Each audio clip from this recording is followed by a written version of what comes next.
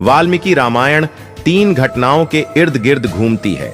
1 राम के वनवास की कैकई द्वारा की जाने वाली मांग, 2 सुपनखा का राम से प्रणय निवेदन, फिर निवेदन अस्वीकार करना, लक्ष्मण द्वारा उसका अंग भंग करना, 3 सीता की हिरण की मांग, लक्ष्मण का उन्हें छोड़कर जाने की मनाही पर सीता द्वारा अनावश्यक आरोप व दोषारोपण।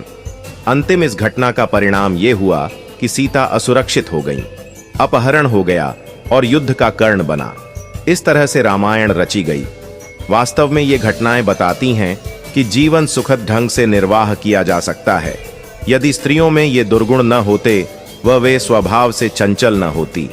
रामायण में कैकई और शूर्पणखा जैसी महत्वाकांक्षी और पहल करने वाली स्त्रियों को भी घृणित व नकारात्मक छवि वाला दर्शाया है। वहीं गोस्वामी तुलसीदास की रामचरितमानस के दोहे के अनुसार सीता को वन से हरण कर ले जाने के बाद रावण उन्हें लंका ले गया। जब श्री राम को सीता जी के लंका होने के बारे में पता चला तो उन्होंने लंका पहुंचने का प्रयास किया और अंत में वे अपनी वानर सेना के साथ लंका पहुंचने में सफल हुए। उनके लंका पहुंचने की खबर जब लंकापति रावण के राजमहल तक पहुंची तब रावण की पत्नी मंदोदरी डर गई। वह तुरंत अपने पति के पास गई और उनसे अर्जी की कि वह युद्ध न करें, सीता को उनके पति श्री राम को सही सलामत वापस दे दें और उनसे क्षमा मांग लें। अपनी पत्नी की बात सुनने के बाद रावण ने उसे पत्नियों के 8 अवगुणों के बारे में बताया।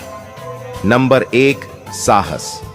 रावण ने कहा था कि महिलाएं साहसी तो होती हैं, लेकिन अक्सर अपने बल का प्रयोग वो गलत जगह करती हैं। रामचरितमानस में वर्णित दोहे के अनुसार पत्नियों में जो पहला अवगुण पाया जाता है वह है बहुत ज्यादा साहस होना। साहस होना अच्छी बात है, लेकिन रावण के अनुसार स्त्रियां अपने साहस का अमूमन गलत जगह इस्तेमाल कर लेती हैं। जैसे ही उन्हें अपने से या जैसी वे परिस्थिति की अपेक्षा करती है उससे प्रतिकूल कुछ दिखाई दे तो वे उसे बदलने के लिए साहस के साथ आगे बढ़ती हैं। वे ये नहीं समझ पाती कि उनके द्वारा दिखाया गया साहस सही है या नहीं। नंबर 2, झूठ। स्त्रियां अक्सर झूठ बोलती हैं क्योंकि वो कोमल हृदय वाली होती हैं, जो कि अक्सर अपनों की बातें छुपाने के लिए झूठ बोल देती हैं और बुराई का कारण बनती है। रावण के अनुसार पत्नियों में जो दूसरा अवगुण देखने को मिलता है वह है उनका निरंतर झूठ बोलने की आदत। ऐसा नहीं है कि वे पल पल झूठ बोलती हैं, लेकिन वे बातों को छिपाने के लिए अक्सर झूठ का सहारा ले लेती हैं। यह सत्य है। पूर्ण रामायण काल में मंदोदरी ने भी रावण से कई झूठ बोले। कई बार उसने रावण से बातें छिपाई। इतना ही नहीं, युद्ध के दौरान मंदोदरी ने दुश्मन का साथ भी दिया।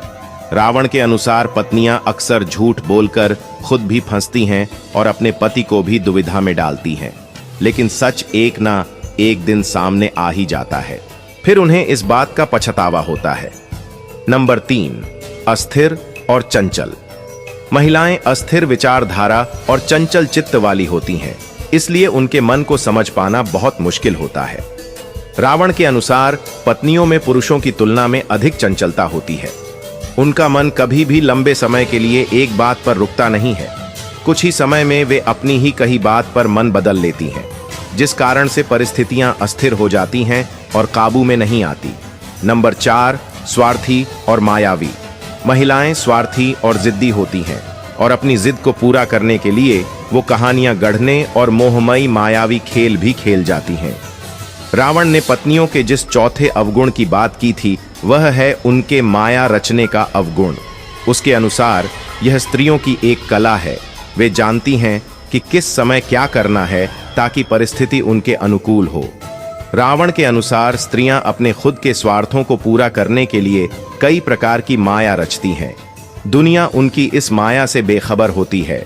अपना काम सिद्ध कराने के लिए महिलाएं क्या क्या करती हैं इसकी भी चर्चा की है लंकापति रावण ने। रावण की राय में अपनी बात मनवाने के लिए स्त्रियां रूठती है, रुष्ट होने का नाटक करती हैं, कई बार प्रलोभन देती हैं और साथ ही जब जरूरत पड़े तो कार्य सिद्ध कराने के लिए सामने वाले व्यक्ति को हर तरीके से मनाती भी हैं, लेकिन अंत में अपना काम करवा लेती हैं। नंबर 5, घबरा जाती है। यद्यपि महिलाएं साहसी होती हैं, लेकिन विकट परिस्थितियां आते ही वो बहुत जल्दी हथियार डाल देती हैं। रावण ने पत्नियों के जिस पांचवें अवगुण की बात की है वह है उनका डरपोक होना। स्त्रियां बहुत जल्दी घबरा जाती हैं। परिस्थिति में यदि वे अचानक बदलाव देख लें तो डर जाती हैं कि आगे क्या होगा। मंदोदरी ने भी कुछ ऐसा ही बर्ताव किया। जब उसे मालूम हुआ कि श्री राम, जो स्वयं शिव जी के परम भक्त हैं, वे रावण से युद्ध करने के लिए लंका पहुंच गए हैं, तो उसे अपने पति की मृत्यु का भय सताने लगा और इसी डर के कारण उसने अपने पति को युद्ध न लड़ने की सलाह दी और अपना बल दिखाने से पहले ही हार मान लेने और क्षमा मांगने के लिए कहा। नंबर 6, महिलाएं अविवेकी होती हैं। महिलाएं अविवेकी होती हैं, इसलिए अक्सर भाव आवेश में आकर वे गलत फैसले ले लेती हैं, जिसका एहसास उन्हें बहुत देर में होता है। इसलिए रावण ने यह कहा कि भले ही स्त्रियां कितनी ही साहसी क्यों ना हो, लेकिन उनके मन में एक भय जरूर होता है। यह भय उनसे अजीबोगरीब कार्य करवाता है। इस भय के कारण उनकी बुद्धि भ्रष्ट हो जाती है। अविवेक। जी हां, रावण के अनुसार स्त्रियों का छठा अवगुण है उनका अविवेक होना। स्त्रियां भले ही तेज दिमाग वाली हो, बुद्धिमान भी हो सकती हैं, लेकिन उनमें कई बार अविवेक जैसा अवगुण देखा गया है, जिसके कारण वे बिना सोचे समझे निर्णय ले लेती हैं और बड़ी समस्या में पड़ जाती हैं। नंबर 7, दया नहीं दिखाती। वैसे तो महिलाएं कोमल हृदय वाली होती हैं, लेकिन अगर कोई एक बार उनकी नजर से उतर जाए तो वो उसे आसानी से माफ नहीं करती हैं। रावण के अनुसार स्त्रियों का 7वां अवगुण है निर्दयता। स्त्रियां दया जरूर करती हैं, लेकिन जिस बात पर उन्हें दया ना आए वे कभी उस पर भविष्य में भी दया नहीं दिखाती। यह उनका हट ही समझ लीजिए। नंबर 8, अपवित्र।